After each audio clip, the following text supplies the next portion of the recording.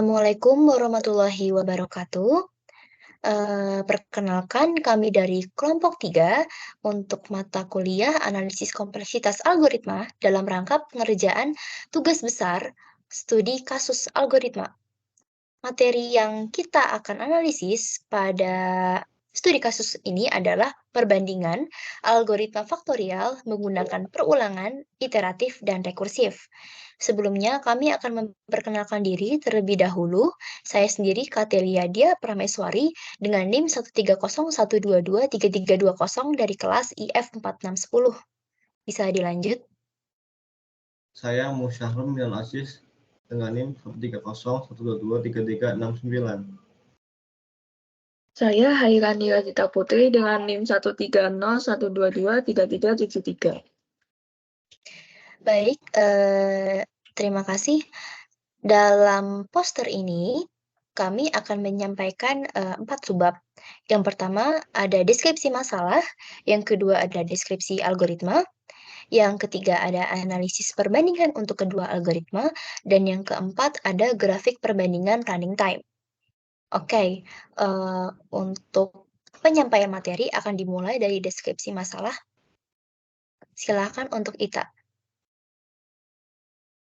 Baik, untuk deskripsi masalah, dalam penyelesaian masalah menggunakan algoritma pemrograman, dibutuhkan penyelesaian akurat dan efisien, seperti halnya dengan masalah yang akan dipecahkan, yaitu perhitungan faktorial dari suatu bilangan bulat non-negatif n. Faktorial dari suatu bilangan n dilambangkan sebagai n diikuti exclamation mark atau tanda seru, didefinisikan sebagai hasil perkalian semua bilangan bulat positif dari 1 hingga n.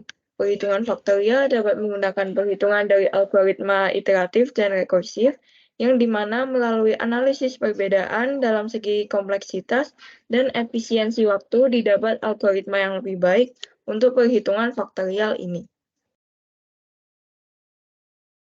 Baik, selanjutnya saya deskripsi algoritma.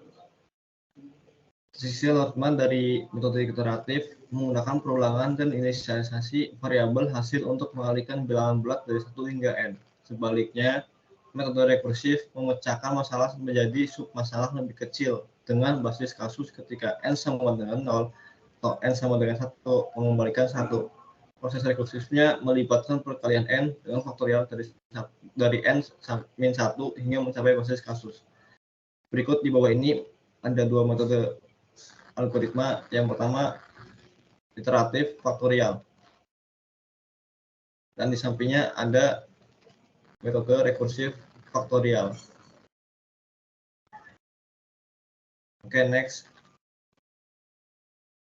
Baik, selanjutnya saya akan menyampaikan terkait analisis perbandingan algoritma.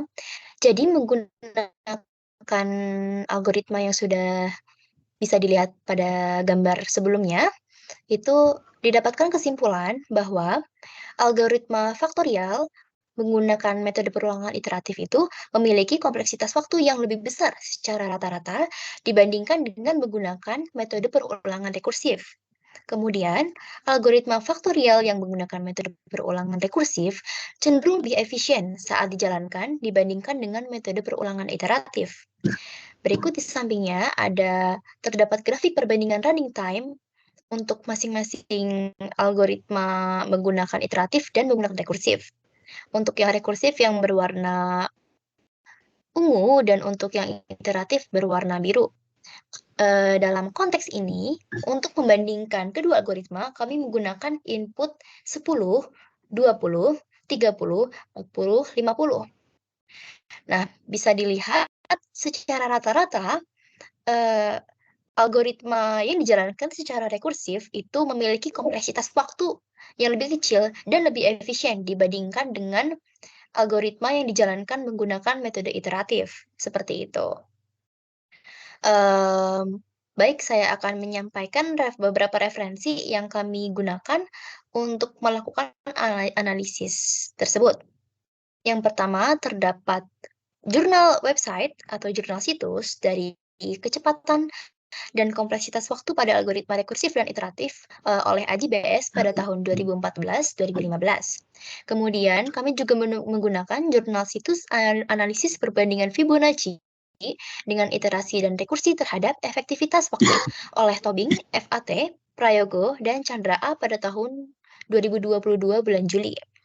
Kemudian, terdapat jurnal situs yang kami gunakan dari Introduction to Algorithms MIT Press oleh Cormen TH, Laserson, CE, Rivers, RL, dan Stainsey pada tahun 2009. Baik, mungkin sekian penyampaian presentasi poster untuk tugas besar mata kuliah analisis kompleksitas algoritma dari kelas IF 4610. Kami mengucapkan terima kasih atas perhatian yang diberikan, dan kami memohon maaf yang sebesar-besarnya apabila terdapat kesalahan dalam penyampaian. Terima kasih. Wassalamualaikum warahmatullahi wabarakatuh.